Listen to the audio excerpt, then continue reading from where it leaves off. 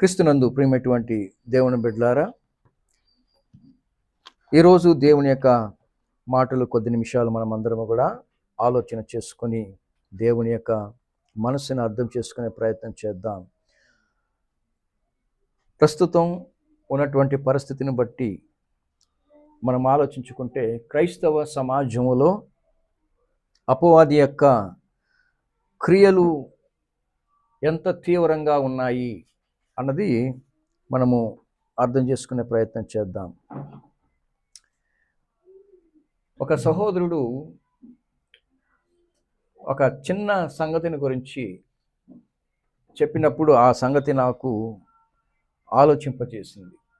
ఏంటంటే, దేవుడు సముద్రమును ఎందుకు సృష్టించాడు?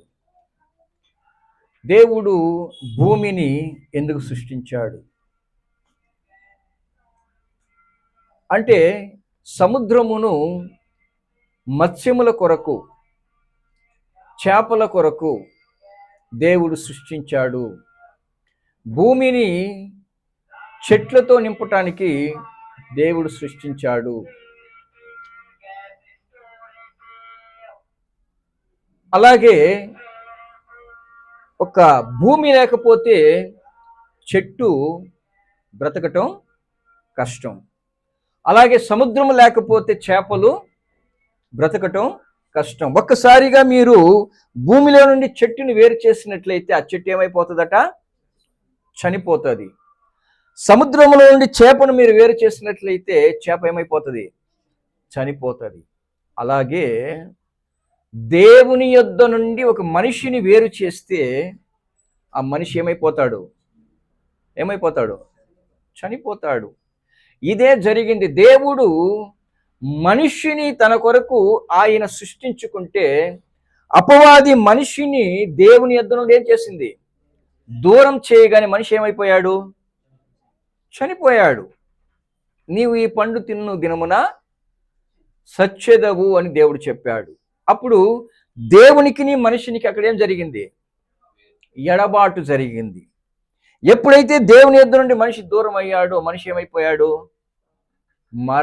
మరణ పాత్రుడు అయిపోయాడు అని చూస్తున్నాం. ఇది మనము అర్థం చేసుకుంటే అపవాది వాడి యొక్క తీవ్రముగా వాడు చేసేటువంటి కార్యం ఏంటి అంటే, వేగిరముగా వాడు చేసేటువంటి కార్యం ఏంటంటే మనిషిని దేవుని యొద్ద నుండి దూరం చేసే ప్రయత్నాలే చేస్తూ ఉంటాడు. ఇది గుర్తుపెట్టుకోవాలి బాగా. మనం మనిషిని దేవుని యొద్ద నుండి దూరం చేయాలంటే మొదట వాడు చేయవలసినటువంటి కార్యం ఏంటో తెలుసా? మనుషుల మధ్యలో మనుషులని వేరు చేయాలి అనుకుంటాడు. ఎందుకు మనుషులను వేరు చేయాలనుకుంటాడు అంటే, మనుషులు ఎప్పుడైతే ఐక్యత కలిగి ఉంటారో అక్కడ దేవునికి ఒక గొప్ప బలముగా వారు వాడబడతారు. ఒంటరి వాడిని 1000 మందిగా చేస్తానన్నాడు దేవుడు. ఒంటరి వాడితో ఆయన అన్ని చేయించుకోలేడా? ఆయనకి ఒక సైన్యం కావాలి. కాబట్టి దేవుడు మరి మనుషులందరూ కూడా ఏకమై ఉండాలి అని కోరుకున్నాడు. కానీ అపవాది ఏమనుకున్నాడు? వీరు ఏకమై ఉంటే వీరిని ఎదుర్కోవటం కష్టము. యేసు ప్రభు ఆయన దినములలో ఒక చక్కని మాట అంటాడు. ఏ రాజ్యము కూడా తనకు తానే విరోధముగా వేరుపడిన ఎడల ఆ రాజ్యము ఏం చేయదు? నిలవదు అన్నాడు. మీరు తర్వాత చదువుకోండి. లూకా రాసిన సువార్తలో ఈ మాట ఉంటుంది, 11వ అధ్యాయంలో 17వ వచనంలో. అప్పుడు అపవాది మొదట వాడు చేయవలసినటువంటి కార్యం ఏంటంటే, ఏ రాజ్యము కూడా ఐక్యతగా ఉండకూడదంటే ఏం చేయాలి? ఇప్పుడు దానికే వ్యతిరేకంగా మారిపోవాలి, దానికి దానే విరోధం చేయాలి అని ఆలోచిస్తాడు. ఈ ఆలోచన రావాలి అంటే మొదట మనుషుల మధ్యలో వాడు ఏం చేయాలి? విభేదాన్ని కలిగించాలి, మనుషుల్ని వేరు చేయాలి అనుకున్నాడు.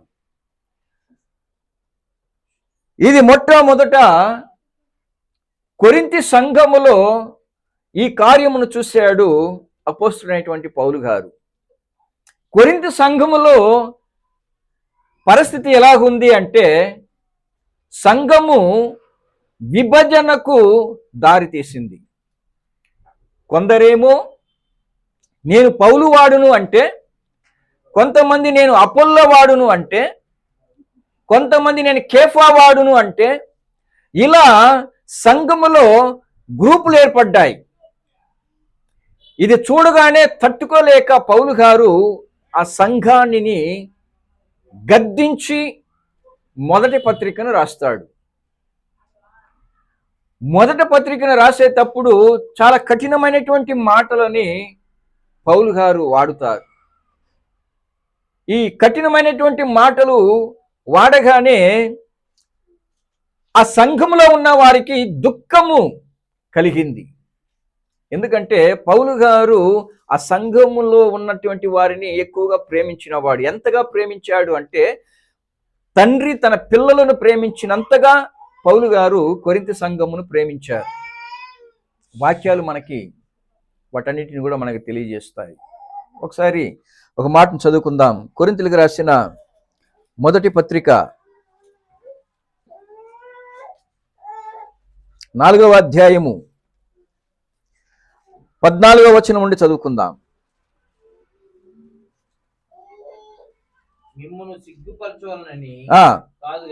మిమ్మల్ని సిగ్గుపరచవలనని కాదు గాని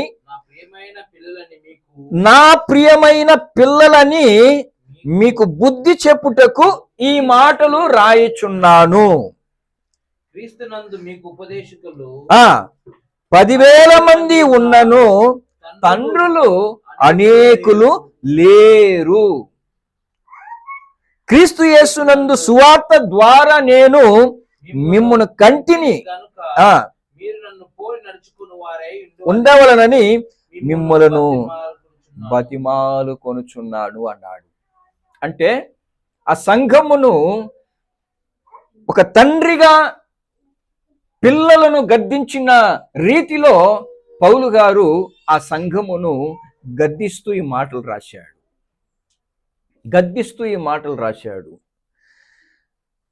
21వ వచనంలో అంటాడు, మీరేది కోరుచున్నారు? బెత్తముతో నేను మీ యొద్దకు రావలెనా?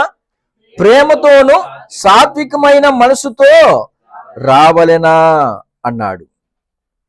అంటే వాళ్ళ యొక్క పరిస్థితిని చూడగానే పౌలుకి ఆ కోపం తట్టుకోలేక, మీ దగ్గరికి నేను ప్రేమతో రావాలా లేదా బెత్తముతో రావాలా అన్నట్టుగా ఒక కఠినమైనటువంటి మాటలని పౌలు గారు మరి వాడుచున్నటువంటి పరిస్థితిని మనము ఇక్కడ చూస్తున్నాం. కారణం ఏంటి అంటే 11వ అధ్యాయంలో 17వ వచనములో పౌలు గారు స్పష్టంగా తెలియజేస్తారు. ఏంటి అంటే, మీకు ఈ ఆజ్ఞ ఇచ్చుచు మిమ్మును నేను మెచ్చుకొనను, మీరు కూడి వచ్చుట ఎక్కువ కీడుకే గాని మేలుకైతే కాదు. కారణం ఏంటంటే, మొదటి సంగతి ఏమనగా, మీరు సంఘమందు కూడి ఉన్నప్పుడు మీరు కక్షలు కలవని వినుచున్నాను, కొంత మట్టుకు ఇది నిజమని నమ్ముచున్నాను. ఏం జరుగుతుందంట సంఘంలో? ఇక్కడ తెలుగులో కక్షలను ఉంది, తమిళ్లో వచ్చేసి విభజన అని ఉంది. ఇంగ్లీష్లో ఏమని ఉంది? ఇంగ్లీష్లో డివిజన్స్, అంటే విభజన. సంఘంలో ఏం జరుగుతుందండి? విభజనలు జరుగుతున్నాయి. ఏంటి ఆ విభజనలు అంటే, ఒక్కొక్కరు ఒక్కొక్క గుంపుగా ఏర్పడ్డారు. ఒక్కొక్కరు ఒక్కొక్క గుంపుగా ఏర్పడి వాళ్ళు అనుకుంటున్నారు, మా గుంపే శ్రేష్టమైంది, మా గుంపే శ్రేష్టమైంది అన్నట్టుగా వాళ్ళకి వాళ్ళే పొగుడుకుంటున్నారు. ఇది ఒక సంఘములో ఉండకూడనటువంటి ఒక కార్యం. సహజంగా కొన్ని పెద్ద సంఘాలలో మనం చూడగలిగితే కొంతమంది సీనియర్ పాస్టర్ని వెంబడించే వాళ్ళు ఉంటారు, కొంతమంది జూనియర్ పాస్టర్స్ని వెంబడించే వారు ఉంటారు, కొంతమంది ఆ సంఘ పెద్దలను వెంబడించేటువంటి వారు కొంతమంది ఉంటారు. అలాగే ఈ కొరింథీ సంఘములో కూడా ఇటువంటి ఒక పరిస్థితి అక్కడ కనబడుతుంది. అందుకే పౌలు అంటాడు 19వ వచనంలో, మీలో యోగ్యులైన వారు ఎవరో కనబడినట్లు మీలో భిన్నాభిప్రాయములు ఉండక తప్పు. అంటే వాళ్ళకి వాళ్ళు ఏం చేసుకుంటున్నారు? ఎందుకు భిన్నాభిప్రాయాలు? మేమే యోగ్యులమి అని ఒకరికొకరు భిన్నాభిప్రాయాలతో ఒక సంఘంలోనే ఉన్నారు. అది క్షేమానిక, నాశనానిక? ఎందుకంటే ప్రభు ముందే చెప్పాడు ఏమని, ఒక రాజ్యము తనకు తానే వేరుపడిన ఎడల, తనకు తానే విరోధముగా వేరుపడిన ఎడల ఆ రాజ్యము నిలవదు అన్నాడు. అలాగే ఒక సంఘములో ఇటువంటి విభజనలు ఉంటే ఆ సంఘము నిలవదు అని ఇక్కడ పౌలు గారు అంటున్నారు. ఇది విన్నప్పుడు ఆ సంఘంలో ఉన్న వారికి ఏం జరిగిందంటే బాధ కలిగింది, దుఃఖము కలిగింది. అప్పుడు పౌలు గారు 2వ పత్రికని రాస్తూ వాళ్ళతో అంటాడు ఏమని, చదువుకుందాం. 7వ అధ్యాయము 2వ పత్రిక, కొరింథీయులకు రాసిన 2వ పత్రిక 7వ అధ్యాయము 8-9 వచనాలు. నేను రాసిన పత్రిక వలన మిమ్మును దుఃఖపెట్టినందున విచారపడను. బాగా గమనించాలి, ఈ మాటలు చాలా మనకు అవసరమైనటువంటి మాటలు. నేను రాసిన పత్రిక అంటే మొదటి పత్రిక, నేను రాసిన మొదటి పత్రిక వలన మిమ్మును దుఃఖపెట్టినందున విచారపడను, నాకు విచారము కలిగినను ఆ పత్రిక మిమ్మును స్వల్పకాలము మట్టికే దుఃఖపెట్టినవి తెలుసుకొని ఉన్నాను. మీరు దుఃఖపడితిరని సంతోషించుట లేదు గాని మీరు దుఃఖపడి మారు మనసు పొందితిరని అదనమాట నా సంతోషం. మొదటి పత్రిక వాళ్ళు చదువుకోగానే, చదివి వినిపించగానే, ఎవరు చదివి వినిపించింది? తిమోతి గారు మొదటి పత్రిక తీసుకుని వెళ్ళి వాళ్ళకి చదివి వినిపించగానే వాళ్ళకి ఏం జరిగింది? బాధ కలిగింది. బాధ కలగగానే, దుఃఖపడగానే పౌలు గారు ఏదైతే వాళ్ళు దుఃఖపడ్డారో దాని నిమిత్తమై 2వ పత్రికని పంపిస్తూ అంటున్నటువంటి మాటలు, మీరు దుఃఖపడ్డారని నేను సంతోషించట్లేదు, అలాగని మీరు దుఃఖపడ్డారని నేను విచారపడటము లేదు. కారణం ఏంటి అంటే, మీరు దుఃఖపడినను మీరు మారు మనసు పొందారు చూడండి, దాని గురించి నేనేం చేస్తున్నాను? సంతోషించుచున్నాను అన్నాడు. మీరు మారు మనసు పొందినందున సంతోషిస్తున్నాను. క్రీస్తునందు ప్రేమటువంటి దేవుని బిడ్డలారా, దేవుని బిడ్డలు ఒక విషయాన్ని గుర్తించుకోవాలి. దేవుని యొక్క వాక్యము మనకు చూటిగా వచ్చినప్పుడు, దేవుని వాక్యమును అంగీకరించినట్లయితే మనకు దుఃఖము కలిగిన దాని వలన మనకి క్షేమం ఉంటుందన్న విషయాన్ని గుర్తుపెట్టుకోండి. పౌలు గారు ఆ సంఘమును గురించి రాస్తున్నది ఇదే. నేను రాసినటువంటి మాటలను బట్టి మీరు ఒకవేళ దుఃఖపడినా ఆ దుఃఖము మీకు ఏం చేసిందంటే మారు మనసును తీసుకువచ్చింది, దాన్ని బట్టి నేను సంతోషిస్తున్నాను అన్నాడు. ఈరోజు సహజంగా ప్రతి సంఘములో కూడా మనుషులకి ఏంటంటే వారిని గురించి మంచి మాటలు మాట్లాడాలి అని ఎదురు చూస్తారు. వాళ్ళు వినటానికి ఇష్టపడే మాటలు మాట్లాడితే వాళ్ళకి అది నచ్చుతుంది. ఎవరికైనా అంతే కదండి, మనల్ని పొగిడితేనే మనకేంటి ఇష్టం. మనలో ఉన్నటువంటి కొరతలు చెప్పారనుకోండి, మనకి అది బాధ కలిగిస్తుంది. అది సహజంగా ప్రతి మనిషిలో ఉన్నటువంటి తత్వము. ఒకవేళ మనలో కొరతలు ఉన్నప్పటికీ కూడా మనల్ని మనం పొగడాలి అని ఎదురు చూస్తాం. కానీ నిజంగా దేవుని యొక్క వాక్యమును గ్రహించినటువంటి దేవుని బిడ్డలు దేవుని వాక్యను జ్ఞానంతో ఆలోచించేటువంటి దేవుని బిడ్డలు వాళ్ళు ఎప్పటికీ కూడా ప్రశంసలు కోరుకోరు. ఇంకా చెప్పాలంటే ఒకవేళ మనకి చూటిగా వచ్చినటువంటి మాటలను బట్టి మార్చుకోవాలని ఎదురు చూస్తారు. ఎవరో తెలుసా? దేవుని వాక్యమును జ్ఞానంతో ఆలోచించేవారు. ఇక్కడ పౌలు గారు చెప్పినటువంటి ఈ మాటలలో ఆ సంఘం ఒకవేళ బాధకు గురైనప్పటికీ పౌలు గారు చెప్పదలిచినటువంటి మాటలను మాత్రం చెప్పకుండా ఉండలేదు. అందుకే ఆయన అంటాడు, నేను నిజమాడినందున నేను మీకు శత్రువునైతినా అంటాడు. అంటే నిజం ఆడితే మనుషులకి నచ్చదు. ఒక విషయం గుర్తుంచుకోండి, ఆదికాండము నుండి ప్రకటన గ్రంథం వరకు దేవుడు రాయించినటువంటి ప్రతి మాట అది దేవుని బిడ్డల నిమిత్తమే. ఈ వాక్యానికి బయట ఏదైనా మాట్లాడితే అది దేవునికి వ్యతిరేకమైనది. ఈ వాక్యానికి బయట ఈ ఒక్క మాట మాట్లాడినా అది దేవునికి వ్యతిరేకమైనది. దానికి తగినటువంటి ప్రతిఫలము చెప్పే వ్యక్తి పొందుకుంటాడు. అది గుర్తుపెట్టుకోవాలి. ఎందుకంటే బైబిల్ స్పష్టంగా తెలియజేస్తుంది. ఏమని? బోధకులమైన మనము కఠినమైన శిక్షను పొందుదుము గనక మనలో అనేకులు బోధకులము కాకుండా ఉండుము అంటాడు. అంటే చెప్పే వ్యక్తి దేవుని యొక్క వాక్యమును అనుసరించి చెప్పాలి. పేతురు అన్నట్టు, ఒకడు బోధించిన ఎడల దేవోక్తులనే బోధింపవలను అన్నాడు. అంటే దేవుని వాక్యమునే బోధించాలి. ఇక్కడ పర్సనల్ గ్రడ్జెస్, వ్యక్తిగత కక్షలు, వ్యక్తిగత కోపాలు, వ్యక్తిగత ద్వేషాలు ఇక్కడ నిలబడుకొని మాట్లాడకూడదు. అర్థమవుతుందా?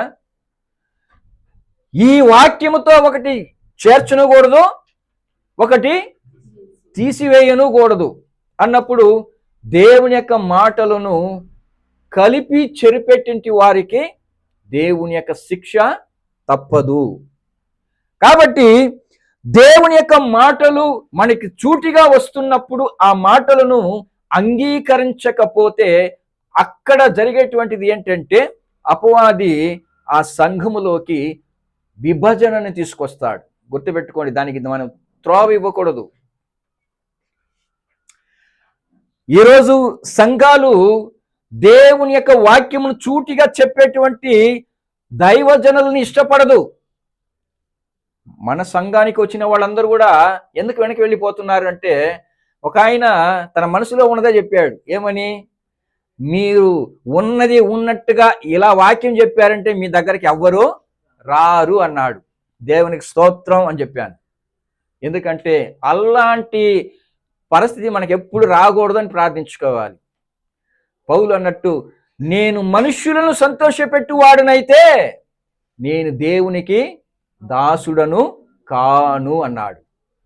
మనుషులను సంతోషపెట్టే బోధ వారిని నరకానికి తీసుకువెళుతుందన్న విషయం గుర్తుపెట్టుకోవాలి. కానీ పరిశుద్ధాత్మ దేవుడు ఏమన్నాడు తెలుసా? ఈ చివరి దినములలో మనుషులు అలాంటి బోధకులే కావాలని కోరుకుంటారంట. చదువుకుందామా? తిమోతికి రాసిన 2వ పత్రిక 4వ అధ్యాయము 3-4 వచనాలు. అపోస్తలుడైన పౌలు గారు 4వ అధ్యాయము 2 తిమోతి. ఎందుకనగా జనులు హితబోధ అనగా ఆరోగ్యకరమైన బోధను, హితబోధను సహించరు. ఆరోగ్యకరమైనటువంటి బోధను సహించరు. ఏంటి ఆరోగ్యకరమైన బోధ? ఈ ఆరోగ్యకరమైన బోధ మిమ్మలను పైనే ఏంటి పైనే పూత పూసేది కాదు. ఇది ఏం చేస్తుంది అంటే మీ గాయాన్ని కట్ చేసి ఆపరేషన్ చేసి మీ గాయానికి మందు వేసేటువంటి బోధ. ఒక డాక్టరు ఒక వ్యక్తి క్యాన్సర్తో వచ్చాడు అనుకోండి, క్యాన్సర్ గడ్డతో వచ్చాడు.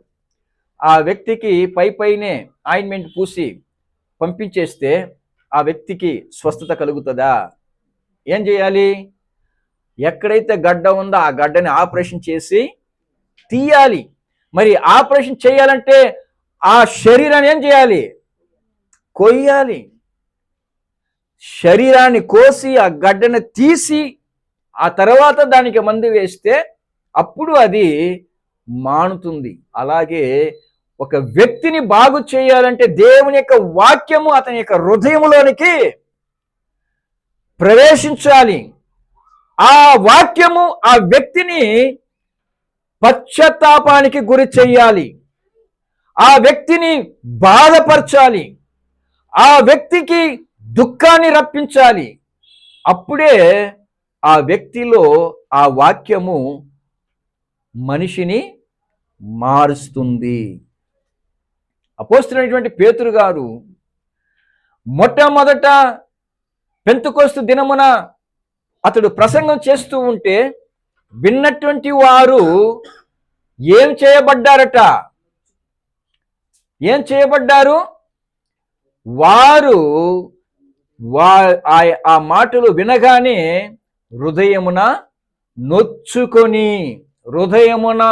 నొచ్చుకొని అయ్యలారా మేమేమి చేయాలి అని అడిగారట.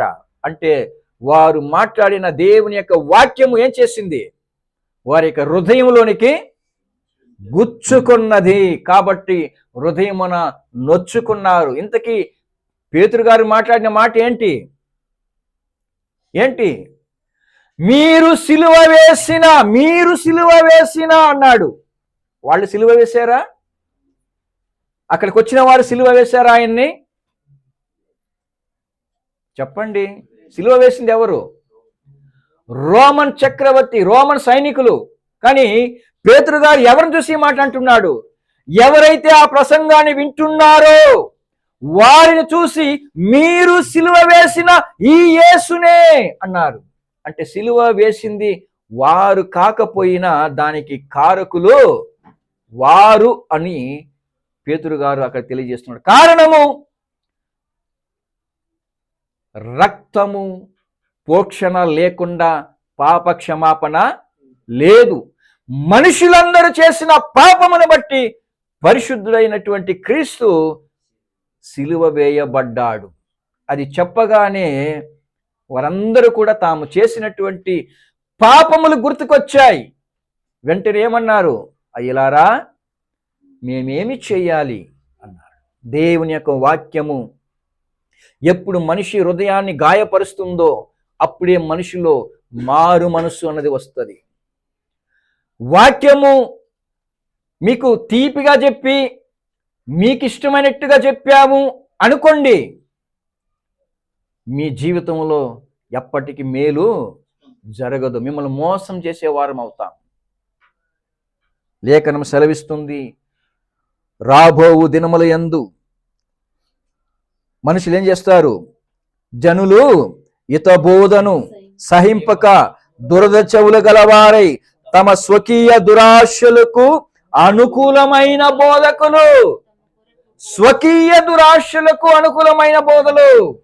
ఎవరైతే ఈ లోక ప్రకారంగా అన్యాయంగా బ్రతికినా, వాళ్ళ ఇష్టానుసారంగా వ్యభిచారం అందు బ్రతికినా,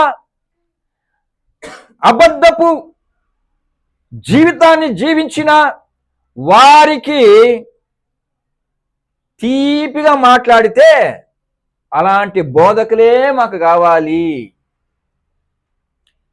మీరు ఎలా బ్రతికినా పర్వాలేదు, దేవుడు మిమ్మల్ని దీవించక తప్పడు, ఆకాశపు వాక్యంలు విప్పి మీ యొక్క ఇల్లుని ఆశీర్వాదాలతో నింపుతాడు అని చెప్పేటువంటి వారుగా ఉండాలి అని కోరుకుంటారు. అలాంటి వారిని తమకు ఇష్టమైన బోధకులుగా, అనుకూలమైన బోధకులుగా తమ కొరకు పోగు చేసుకొని సత్యమునకు చెవి ఇయ్యక కల్పనా కథల వైపునకు తిరుగు కాలము వచ్చును అన్నాడు. ఈరోజు సమాజం, క్రైస్తవ సమాజం అలాంటి వారే కావాలని కోరుకుంటుంది. ఎంతైనా మీరు సత్యం చెప్పండి, సత్యం చెప్పే వాళ్ళని ఈ సమాజం ఎప్పటికీ కూడా ఇష్టపడదు. ఈ సమాజం ఇష్టపడదు. బాగా ఎంటర్టైన్మెంట్ చేయాలి మనుషుల్ని, సంఘానికి వచ్చే వాళ్ళని నవ్వించాలి, సంఘానికి వచ్చే వాళ్ళకి సంతోషకరమైనటువంటి 4 మాటలు చెబితే అది సంఘం కోరుకుంటూ ఉంది. ఈనాటి సంఘం యొక్క పరిస్థితి అది. క్రీస్తునందు ప్రియమైనటువంటి దేవుని బిడ్డలారా, ప్రవక్త తన గ్రంథంలో రాస్తాడు, ఒక కాలము రాబోతుంది. ఆ కాలము ఎటువంటి కాలము అంటే వాక్యమునికే కరువైన కాలము అన్నాడు. వాక్యమునకు కరువైన కాలము. ఈరోజు లోకమంతా వాక్యము ప్రకటించబడుతుంది, అనేక సంఘాలలో వాక్యం ప్రకటించబడుతుంది. కానీ ఏం ప్రయోజనము? ఆ వాక్యము వలన ఆ సంఘాలలో ఉన్నటువంటి వారికి మార్పును తీసుకొస్తుందా లేదా అని చూడాలి.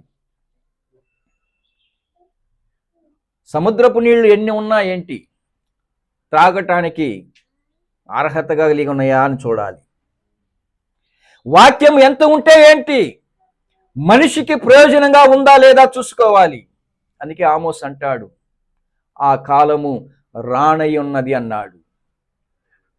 తిమోతి గారి ద్వారా, పౌలు గారి ద్వారా తిమోతి గారికి పౌలు గారు రాస్తూ ఆ ఒక కాలము సమీపంలోనే ఉన్నది అన్నాడు. అంటే సంఘములో పరిస్థితి ఎలాగుంటది అంటే, ఇర్మియా తన గ్రంథంలో మరి రాస్తూ అంటాడు, 5వ అధ్యాయం 31వ వచనములో, ప్రవక్తలు అబద్ధ ప్రవచనములు పలికెదరు, యాజకులు వారి పక్షమున ఏలుబడి చేసెదరు, అలాగు జరుగుట నా ప్రజలకు ఇష్టమట. అలా జరగటమే మనుషులకి ఇష్టము. ఎందుకంటే ఉన్నది ఉన్నట్టుగా చెప్పేవారిని ఈ సమాజము ఏమాత్రము కూడా అంగీకరించదు. అలాగని సంఘానికి కలిగేటువంటి మేలేంటి, సంఘానికి కలిగేటువంటి లాభం ఏంటి బైబిల్ తెలియజేస్తుంది. తెస్సలోనికీయులకు రాసిన 2వ పత్రిక 2వ అధ్యాయము 11వ వచనము, ఇందుచేత సత్యమును నమ్మక దుర్నీతి యందు అభిలాష గల వారందరూ శిక్షావిధి పొందుటకై అబద్ధమును నమ్మునట్లు మోసము చేయు శక్తి దేవుడి వారికి పంపుచున్నాడు. అబద్ధమును నమ్మునట్లు. ఎందుకు? సత్యమును నమ్మనందుకు. దుర్నీతి యందు అభిలాష కలిగిన వలన దేవుడు ఏం చేస్తాడంట, అబద్ధమును నమ్మునట్లు మోసము చేయు శక్తిని దేవుడు వారికి పంపుచున్నాడు.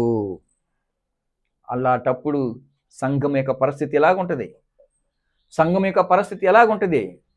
సత్యమును అసత్యముగా మార్చేస్తారు. వాక్యమే చెప్తారు కానీ దేవుడు చెప్పిన ఉద్దేశపూర్వకమైన విధములో చెప్పరు. రోమిలికి రాసిన పత్రిక 1వ అధ్యాయం 25వ వచనము, అట్టివారు దేవుని సత్యమును అసత్యమునకు మార్చి సృష్టికర్తకు ప్రతిగా సృష్టమును పూజించి సేవించిరి, యుగముల వరకు ఆయన స్తోత్రాడై ఉన్నాడు. ఆమేన్. మనుషులు ఏం చేస్తారండి? సత్యమును అసత్యమునకు మార్చేస్తారు. దేవుడు చెప్పిన ఉద్దేశం ఒకటైతే వీరు చెప్పే దానిని మార్చి వీరికి ఇష్టమైనటువంటి విధానములో దాన్ని మార్చుకుంటారు. గుర్తుపెట్టుకోండి ప్రియులారా, మీకు ఇష్టమైనట్టి వాక్యం చెప్పే వారందరూ కూడా మీ మేలును కోరుకుంటారు అని మాత్రం గుర్తించకండి. ఎందుకంటే బైబిల్ మనకు స్పష్టంగా తెలియజేస్తుంది, మేలు కోరి స్నేహితుడు గాయములు చేయును. గుర్తుపెట్టుకోండి, మీకు మేలు జరగాలంటే మిమ్మల్ని గాయపరుస్తారు. గాయపరిచినంత మాత్రాన మీరు చెడిపోవాలని కోరుకోరు. కారణం వాళ్ళ యొక్క ఉద్దేశం ఏంటి? మీకు మేలు జరగాలి. మీకు మేలు జరగాలంటే వారి యొక్క మాటలు ఒకవేళ మీకు గాయపరచవచ్చు. అలాగని గాయపరచగానే వాళ్ళు మాకు విరోధముగా మమ్మల్ని గురించి తప్పైనటువంటి ఉద్దేశంతోనే ఈ మాటలు చెప్తున్నారని మాత్రం అనుకోకండి. దానివలన నాకు ఏం లాభం లేదు, మీకు ఏ లాభము లేదు, ఒక్క పైసా లేదు. దానివల్ల నాకేమైనా లాభం వస్తుందా? ఏమీ లేదు. మిమ్మల్ని గాయపరిచి, మిమ్మల్ని దురుద్దేశముతో ఒకవేళ నేను మిమ్మల్ని గాయపరచని అనుకుందాం, మీరు మంచివాళ్లే, కానీ నేను మిమ్మల్ని బట్టి తప్పుగా మిమ్మల్ని దురుద్దేశంతో మాట్లాడాను అనుకోండి. అందువల్ల నాకు వచ్చేటువంటి లాభం ఏంటి? ఏం లాభం? ఒక్క పైసా అయినా నాకు లాభమా? లేదు.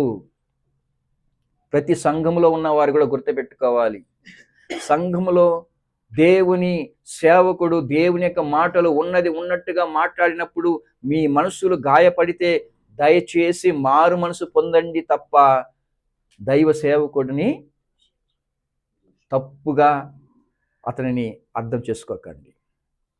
దానివలన అతనికి ఏం నష్టం లేదు, అతనికి ఎటువంటి నష్టము లేదు. పౌలు అంటాడు, మీరు బాధపడ్డారన్నంత మాత్రాన, మీరు విచారపడ్డారన్నంత మాత్రాన నాకేం సంతోషము లేదు, అలాగని నాకు విచారము లేదు. అయితే మీరు మారారు అనుకోండి, అది నాకు సంతోషం. ప్రతి దైవజనుడి యొక్క ఆలోచన కూడా అదే. సంఘములో ఉన్న వారందరూ కూడా మారాలి, దేవుని బిడ్డలుగా బ్రతకాలి అన్నది. పౌలు అదే అంటాడు, మీరు నన్ను పోలి నడుచుకోవాలన్నటువంటి ఉద్దేశంతోనే నేను ఈ మాటలు మీకు రాశాను అంటాడు. అంటే మనమందరము కూడా ఏకమై ఉండాలి, మనమందరము ఐక్యత కలిగి ఉండాలి. అది అలా ఉండకూడదన్నది అపవాది యొక్క ఉద్దేశం. గుర్తుపెట్టుకోండి, వాడు ఎక్కడ ప్రారంభిస్తాడో తెలియదు, ఎవరి యొద్ద నుండి ప్రారంభిస్తాడో తెలియదు. సంఘములో విభజనలకి వాడు దారి తీస్తాడు. అలాంటప్పుడు మనము ప్రతి ఒక్కరము కూడా మెలకువగా లేకపోతే సంఘము పాడైపోతుంది, సంఘము నశించిపోతుంది. అప్పుడు ఆ సంఘములో దేవుని యొక్క కార్యక్రమాలు చూడలేం, దేవుని యొక్క ఐక్యతను మనం చూడలేం, దేవుని యొక్క సువార్త కార్యక్రమాలు మనం అస్సలు చూడలేం. కాబట్టి గుర్తుంచుకోవాలి, మనము దేవుని బిడ్డలముగా దేవుని యొక్క వాక్యమును విన్నప్పుడు ప్రతి ఒక్కరము కూడా మనము దేవుని యొక్క వాక్యానికి లోబడిన వారముగా ఉండాలి. కీర్తనకాడు అంటాడు 141వ కీర్తనలో 5వ వచనంలో ఒక చక్కని మాట రాశాడు చూడండి, నీతిమంతులు నన్ను కొట్టుట నాకు ఉపకారము, వారు నన్ను గద్దించుట నాకు తైలాభిషేకము, నేను అట్టి అభిషేకమును త్రేసివేయనందును గాక అంటాడు. ఏంటండి?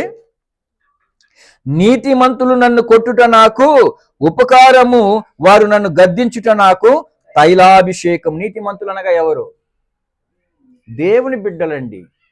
ఎవరైతే క్రీస్తు రక్తము ద్వారా కడగబడ్డారో వారందరూ కూడా నీతిమంతులు, దేవుని బిడ్డలు. దేవుని బిడ్డలు వారు నన్ను కొట్టుట నాకు ఉపకారము, వారు నన్ను గద్దించుట నాకు తైలాభిషేకము, నేను అట్టి అభిషేకమును త్రోసివేయకుందునుగాక అంటున్నాడు. ఇది వాస్తవంగా దావీదు తన జీవితంలో తాను చేసినటువంటి పొరపాటును నాతాను ద్వారా దేవుడు తెలియజేసినప్పుడు తన పొరపాటుని అతడు కప్పిపెట్టుకొని, నేను రాజుని, నువ్వేంటి నాకు చెప్పటం, నువ్వెవరు నాకు చెప్పటం, నాకు చెప్పేంత స్థితిలో నీ ఉన్నావా అని నాతానుని దావీదు గద్దించలేదు కదా. బదులుకి ఏం చేశాడు?